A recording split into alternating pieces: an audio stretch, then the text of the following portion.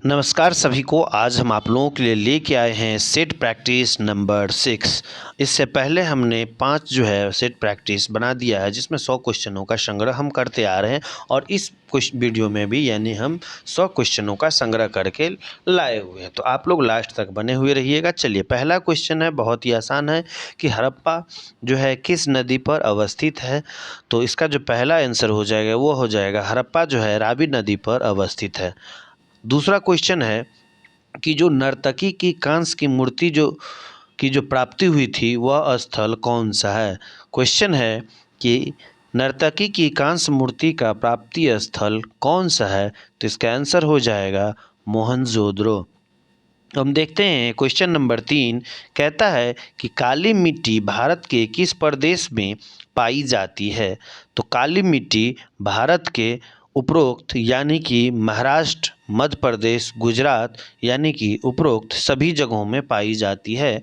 अगर पूछा जाता कि काली मिट्टी भारत के किस प्रदेश में सबसे ज़्यादा पाई जाती है, तब हम आपको यहाँ पे कोई एक अलग आंसर होता। लेकिन काली मिट्टी भारत के किस प्रदेश में पाई जाती है, तो महाराष्ट्र, मध्य प्रदेश और गुजरात, यानी कि इसका आंसर हो जाएगा उपरोक्त सभी में। अगला क्वेश्चन है, क्वेश्चन नंबर 4 कहता है कि वनों से हमें कैसे सहायता मिलती है।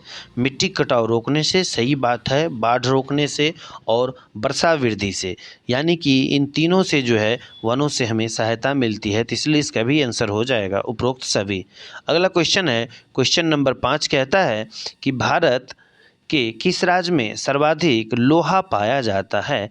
तो भारत के में जो है सबसे ज़्यादा लोहा आपको उड़ीसा में पाया जाता है। अब हम बात करेंगे क्वेश्चन नंबर 6 कहता है कि अभिज्ञान शाकुंतलम किसने लिखी थी। पुस्तक का नाम है अभिज्ञान शाकुंतलम।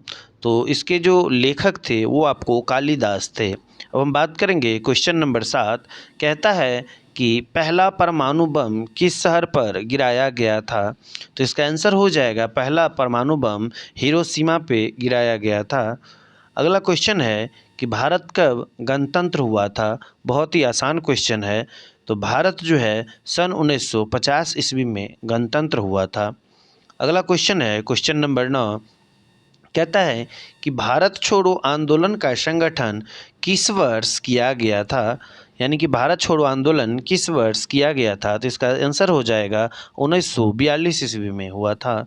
अगला क्वेश्चन है कि खिलाड़ी जो है रोनाल्डो वह किस देश का नागरिक है। बहुत बार ये क्वेश्चन आपको सभी एग्ज़ाम में देखने को मिलता है। तो रोनाल्डो जो है वह आपको ब्राज़ील के खिलाड़ी हैं। अगला क्वेश्चन है, क्वेश्चन नंबर 11 कहता है कि जसपाल राणा का संबंध किससे है। तो जसपाल राणा जो है वह एक शूटिंग खिलाड़ी है। अगला क्वेश्चन है, क्वेश्चन नंबर 12 कहता है कि मेगास्थनीज किसके शासनकाल में भारत आया था। तो मेगास्थनीज जो है वह चंद्रगुप्त मौर्य के शासनकाल में भारत आया था। अब हम बात करेंगे क्वेश्चन नंबर 13। क्वेश्चन नंबर 13 कहता है कि कालीबंगन यानी कालीबंगा किस राज्य में स्थित है। तो जो कालीबंगा है वो आपको राजस्थान में अवस्थित है। अब हम बात करेंगे क्वेश्चन नंबर 14 कहता है कि अजंता की गुफाएं किस राज्य में अवस्थित है। तो इसका जो आंसर हो जाएगा वह आपको महाराष्ट्र हो जाएगा। अब हम बात करेंगे क्वेश्चन नंबर 15। क्वेश्चन नंबर 15 कहता है कि वर्धमान महावीर का जन्म कहाँ पे हुआ था। तो इसका आंसर हो जाएगा कुंडग्राम में हुआ था। अब हम बात करेंगे क्वेश्चन नंबर 16 कहता है कि 7 सैकड़ा क्या है। बहुत बार ये क्वेश्चन पूछा जाता है कि 7 सैकड़ा क्या है। तो यह जो है एक दोहों का संकलन है। अगला क्वेश्चन है, क्वेश्चन नंबर 17 कहता है कि दक्षिण भारत की सर्वाधिक प्राचीन व समृद्ध भाषा कौन सी है। यानी कि दक्षिण भारत में सबसे प्राचीन और समृद्ध जो भाषा है वह आपको तमिल भाषा है। हम बात करेंगे क्वेश्चन नंबर 18। तो कहता है कि कोयले का सर्वाधिक उत्पादन किस राज्य में होता है। तो इसका जो सही आंसर हो जाएगा वह हो जाएगा झारखंड। अगला क्वेश्चन है, क्वेश्चन नंबर 19 कहता है विश्व स्वास्थ्य दिवस कब मनाया जाता है। तो इसका सही आंसर हो जाएगा 7 अप्रैल को मनाया जाता है। आप लोग देख लीजिएगा, 4 ऑप्शन है, उतना टाइम क्या बर्बाद करना, आप लोग तो पढ़ ही लेते होंगे कि कौन कौन सा ऑप्शन है। तो कोशिश कीजिए कि हमारे आंसर देने से पहले ही क्वेश्चन पढ़ते ही आपके दिमाग में वो आंसर आ जाए। शहीद दिवस कब मनाया जाता है? तो शहीद दिवस जो है आपको 30 जनवरी को मनाया जाता है। अगला क्वेश्चन है कि कपास की खेती के लिए सर्वोत्तम मिट्टी कौन सी है?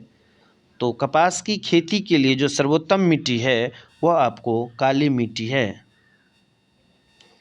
अगला क्वेश्चन है कि मुद्रा राक्षस पुस्तक के रचयिता कौन है? तो इसका जो आंसर हो जाएगा वह हो जाएगा आपको विशाखादत्त। अगला क्वेश्चन है क्वेश्चन नंबर 23, कहता है कि राजतरंगिणी पुस्तक किसने लिखी थी? तो राजतरंगिणी पुस्तक जो है वह कल्हण ने लिखा था। अगला क्वेश्चन है कि वृहत संहिता किसने लिखी थी? बहुत ही इम्पोर्टेंट पुस्तक है वृहत संहिता, किसने लिखी थी? तो इसका जो सही आंसर हो जाएगा वो हो जाएगा वराहमिहिर। जो भी पुस्तक इम्पोर्टेंट है उसको आप लोग एक बार फिर से देख लीजिए। अब हम बात करेंगे, पहला क्वेश्चन क्या है मुद्रा राक्षस की, तो इसका आंसर हो जाएगा विशाखदत्त। अगला क्वेश्चन है राजतरंगिणी, तो राजतरंगिणी के जो लेखक है वो आपको कल्हण हो जाएंगे। और इसके बाद हम आते हैं वृहत संहिता किसने लिखा है, तो इसका जो आंसर हो जाएगा वराहमिहिर। अब हम बात करेंगे क्वेश्चन नंबर 25, टिहरी बांध किस राज्य में अवस्थित है?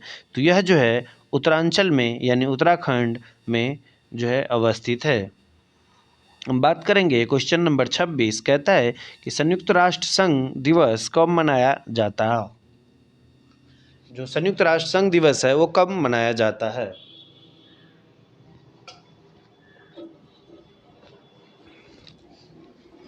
तो इसका सही आंसर हो जाएगा यह 24 अक्टूबर को मनाया जाता है। और अभी तक आप लोग ने हमारे चैनल को सब्सक्राइब नहीं किया है तो चैनल को सब्सक्राइब कर दीजिए और एक प्यारा सा कमेंट ज़रूर कीजिए। डेविस कप का संबंध किस खेल से है? तो इसका सही आंसर हो जाएगा लॉन टेनिस से है। अब हम बात करेंगे क्वेश्चन नंबर 28, गोल्डन गेट पुस्तक के लेखक कौन है?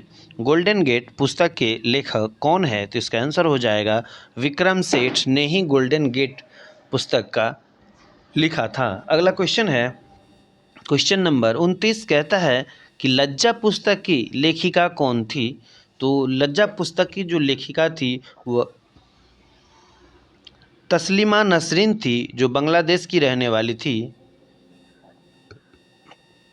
अगला क्वेश्चन है कि सांची के स्तूप का निर्माण किसने करवाया था? तो सांची के स्तूप का निर्माण जो है अशोक ने करवाए थे। अब बात करेंगे क्वेश्चन नंबर 32, कहता है कि कुशल स्थानीय स्वशासन प्रणाली के लिए दक्षिण भारत का कौन सा राजवंश प्रसिद्ध था? बहुत ही लंबा क्वेश्चन है। कहता है कि कुशल स्थानीय स्वशासन प्रणाली के लिए दक्षिण भारत का कौन सा राजवंश जो था वह प्रसिद्ध था? तो इसका आंसर हो जाएगा चोल राज्य। अगला क्वेश्चन है कि जो कला की गंधार शैली की उत्पत्ति किसके शासनकाल में हुई थी? जो कला की गंधार शैली का उत्पत्ति जो हुआ है वह किसके शासनकाल में हुआ है? तो इसका आंसर हो जाएगा कनिष्क के काल में हुआ था। अब हम बात करेंगे क्वेश्चन नंबर 33, कहता है कि उच्च शिक्षा का केंद्र वल्लवी किस राज्य में अवस्थित है? उच्च शिक्षा का केंद्र वल्लवी किस राज्य में अवस्थित है? तो इसका जो है सही आंसर हो जाएगा वो हो जाएगा गुजरात। अगला क्वेश्चन है क्वेश्चन नंबर 34, कहता है अपनी राजधानी को दिल्ली से दौलताबाद कौन ले गया था? यानी कि इस 4 जो शासक थे वो अपनी राजधानी दिल्ली से दौलताबाद ले गया था। तो इसका सही आंसर हो जाएगा वो होगा मोहम्मद बिन तुगलक। अगला क्वेश्चन है कि कानपुर किस नदी के किनारे अवस्थित है? तो कानपुर जो है वो आपको गंगा नदी के किनारे अवस्थित है। अगला क्वेश्चन है कि सिंदरी किसके उत्पादन के लिए प्रसिद्ध है? यानी कि सिंदरी में किसका उत्पादन सर्वाधिक होता है इसलिए वह प्रसिद्ध है। तो इसका आंसर हो जाएगा उर्वरक। अगला क्वेश्चन है कि गीत गोविंद के रचयिता कौन है। गीत गोविंद एक पुस्तक थी, उसके रचयिता कौन है। तो इसके रचयिता जो है वो आपको जयदेव है। अगला क्वेश्चन है क्वेश्चन नंबर 38, कहता है कि भारत का आइंस्टीन किसे कहा जाता है। भारत का आइंस्टीन किसे कहा जाता है। तो इसका आंसर हो जाएगा लक्ष्मण सेन को कहा जाता है। अगला क्वेश्चन है कि दक्षिण भारत की विजय करने वाला पहला शासक कौन था। तो दक्षिण भारत का विजय करने वाला जो पहला शासक तो था वो आपको अलाउद्दीन खिलजी था। अगला क्वेश्चन है क्वेश्चन नंबर 40, कहता है कि जैन धर्म का सर्वाधिक महत्वपूर्ण सिद्धांत कौन सा था। तो जैन धर्म का जो सबसे महत्वपूर्ण सिद्धांत था वह था आपको अहिंसा। अगला क्वेश्चन है क्वेश्चन नंबर 41, कहता है खजुराहो का मंदिर किस राज्य में अवस्थित है। तो इसका सीधा आंसर हो जाएगा यह मध्य प्रदेश में अवस्थित है। अब हम बात करेंगे क्वेश्चन नंबर 42। क्वेश्चन नंबर 42 कहता है कि भारत में प्रथम स्त्री मुस्लिम शासक कौन थी। यानी कि भारत में प्रथम जो स्त्री मुस्लिम शासक हुई वह कौन हुई। तो इसका जो आंसर हो जाएगा वो हो जाएगा आपको रजिया बेगम।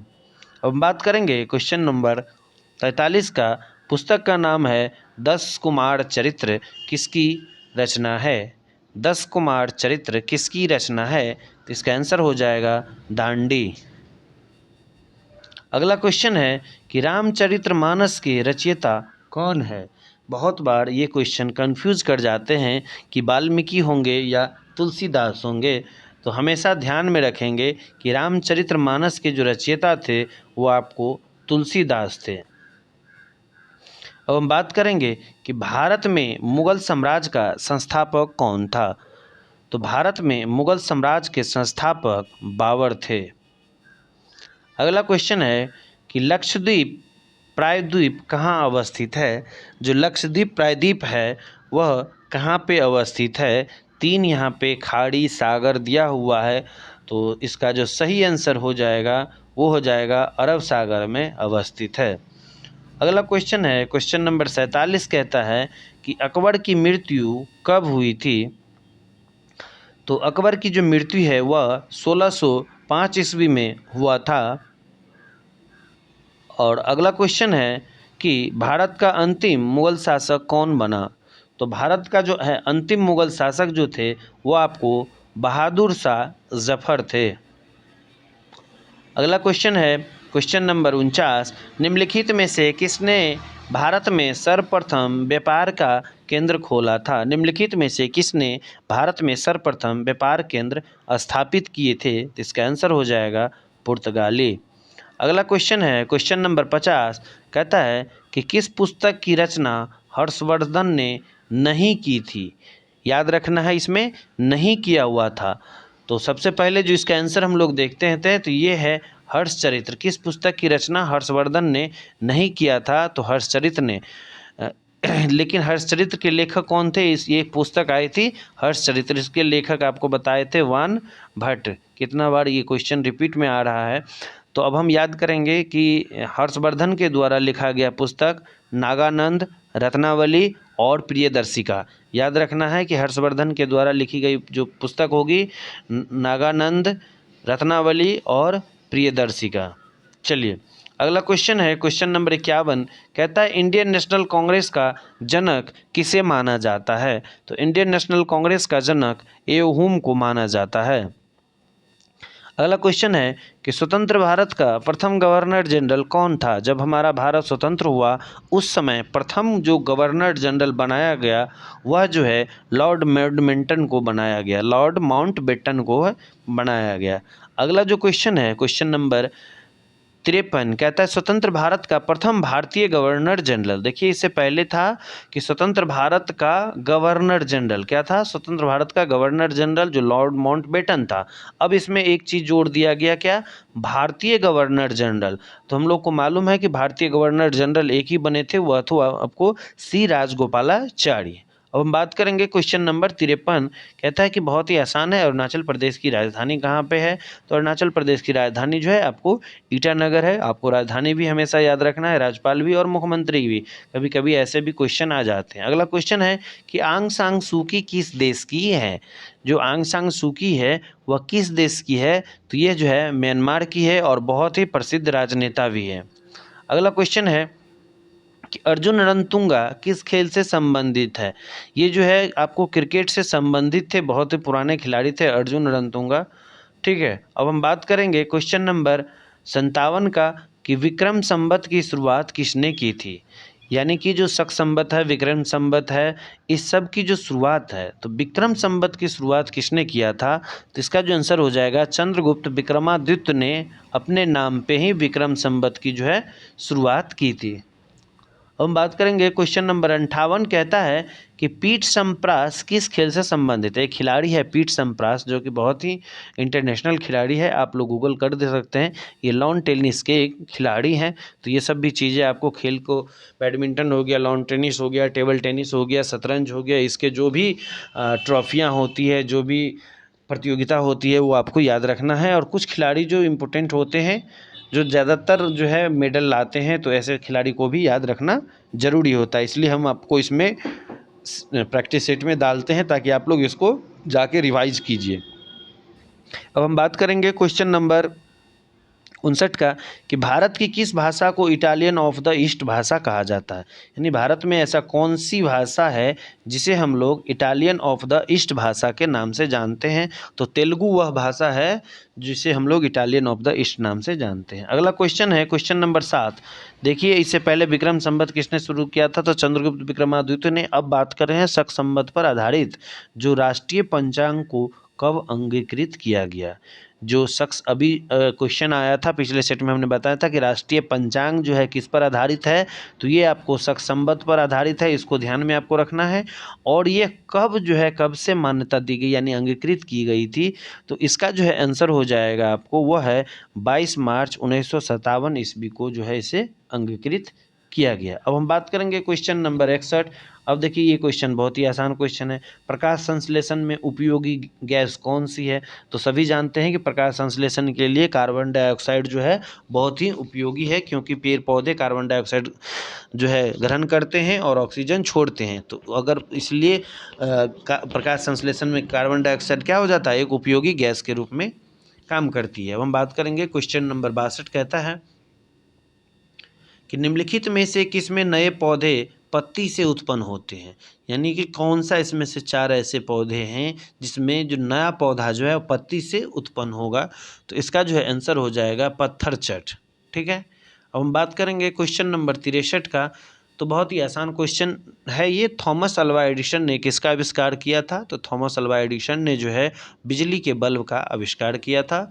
अगला क्वेश्चन है कि मिस्टर क्लीन किसे कहा जाता है? तो मिस्टर क्लीन जो है वह आपको राजीव गांधी को मिस्टर क्लीन के नाम से जाने जाते हैं। अगला क्वेश्चन है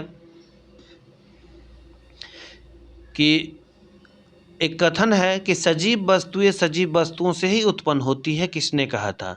जो भी सजीव वस्तुएं हैं वह सजीव वस्तुओं से ही उत्पन्न होती है, यह किसने कहा था? तो इसका जो है आंसर हो जाएगा डार्विन ने कहा था कि सजीव वस्तुएं हमेशा सजीव वस्तुओं से ही उत्पन्न होती है। अब हम बात करेंगे क्वेश्चन नंबर 66। कहता है कि कोशिका शब्द का निर्माण किसने किया था? बहुत ही इम्पोर्टेंट क्वेश्चन है। तो कोशिका शब्द का निर्माण जो है, ये कोशिका शब्द है, तो इसका आंसर हो जाएगा KSHR यानी रॉबर्ट हुक, इसका आंसर हो जाएगा। अब हम बात करेंगे क्वेश्चन नंबर 67 का। कहता है कि अफ्रीका के किस अश्वेत राष्ट्र को सर्वप्रथम स्वाधीनता मिली थी?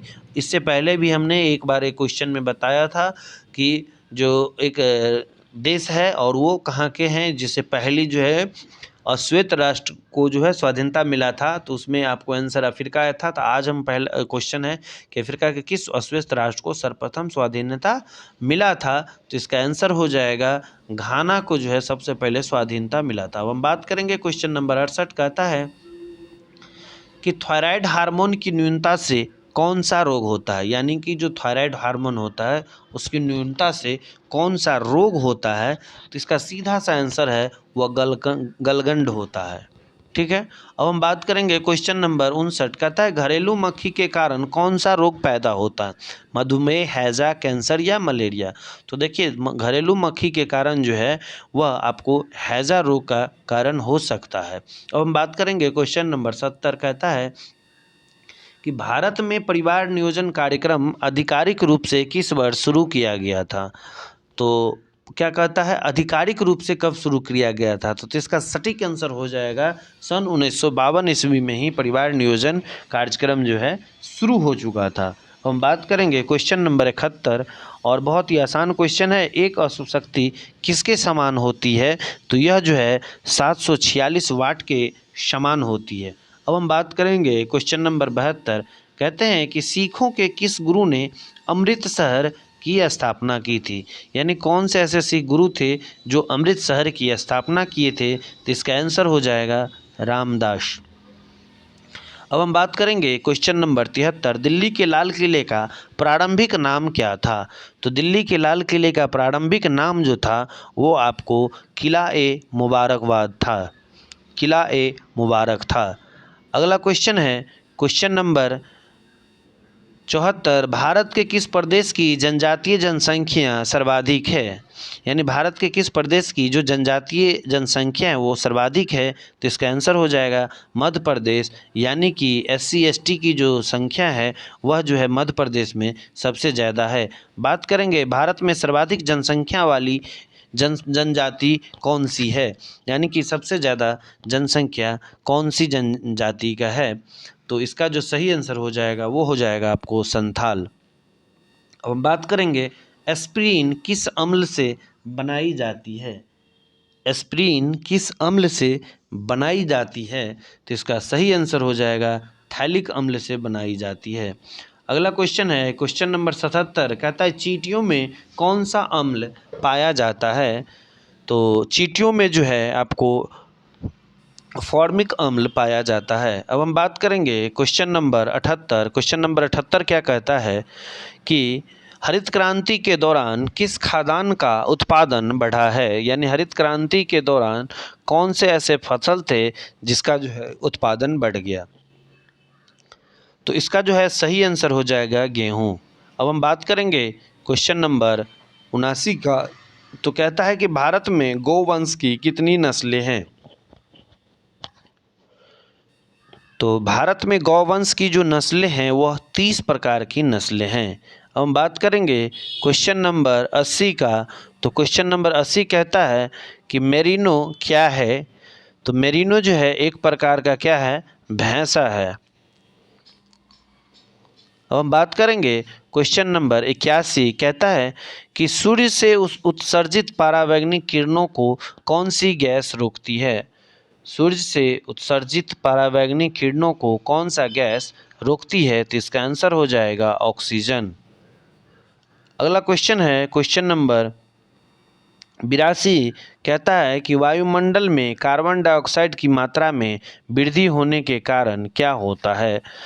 क्वेश्चन है कि वायुमंडल में कार्बन डाइऑक्साइड की मात्रा में अगर वृद्धि होती है तो क्या कारण हो सकता है, तो इसका सही जवाब है उससे तापमान बढ़ जाएगा। अगला क्वेश्चन है कि भारतीय डेयरी निगम की स्थापना कब हुई थी, भारतीय डेयरी निगम की स्थापना कब हुई थी, तो इसका स्थापना सन 1970 ईस्वी में हुआ था।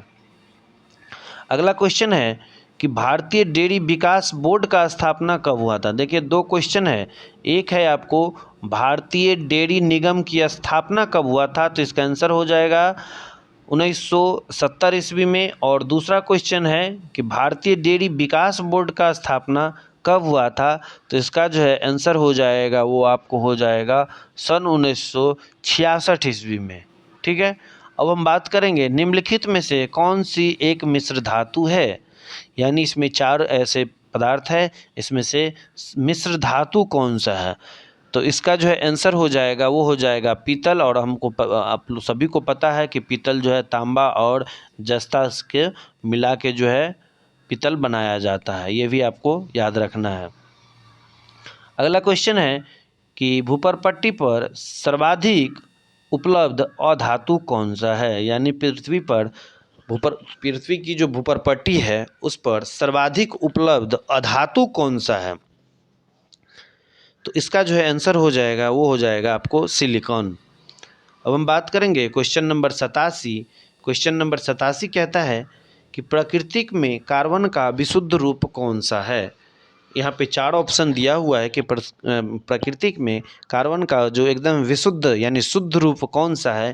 तो इसका आंसर हो जाएगा आपको हीरा। हम बात करेंगे क्वेश्चन नंबर 88 कहता है कि जीवन का प्रादुर्भाव किसमें हुआ था। तो बहुत ही आसान क्वेश्चन है कि जीवन का जो प्रादुर्भाव जो हुआ था वो आपको पृथ्वी पर जो है आपको जल में हुआ था। अगला क्वेश्चन है क्वेश्चन नंबर 89 और कहता है कि निम्नलिखित में से कौन सा कीट उपयोगी नहीं है, यानी कौन सा ऐसा कीट है जो मनुष्य के किसी काम के नहीं है। तो ये जो है आपको घरेलू मक्खी जो है वह मनुष्य के किसी काम के नहीं है, बाद बाकी जो कीड़े हैं वह मनुष्य के किसी न किसी काम में आते हैं। अगला क्वेश्चन है कहता है विश्राम के समय मानव हृदय 1 मिनट में कितनी बार धड़कता है।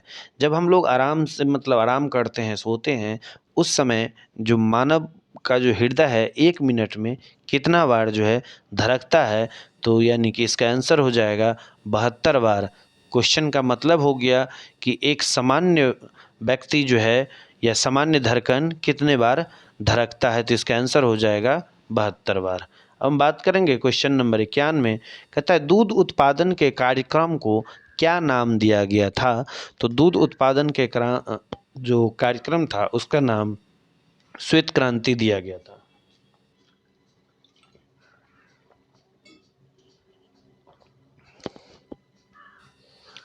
चलिए अगला क्वेश्चन हम लोग देखते हैं।